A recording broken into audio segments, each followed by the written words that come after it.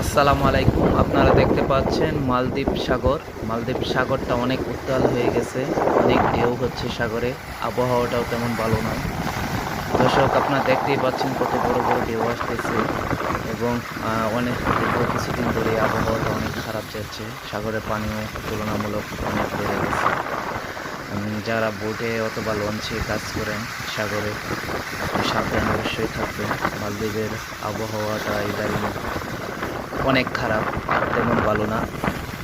সাবধানে থাকবেন, সাবধানে কাজ করবেন এবং যারা মালদ্বীপ ভ্রমণ করতে আসতেছেন অবশ্যই আসবেন।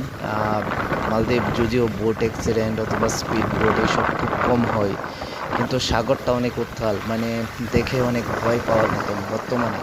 অথবা সাগরটা নীরব থাকে বা শান্ত থাকে যখন, তখন আপনারা দেখতে পারবেন কত সুন্দর মালদ্বীপ সাগর। আসলে আপনারা দেখতেই পাচ্ছেন পানিটা নীল পানি এবং কত সুন্দর দেখা যাচ্ছে।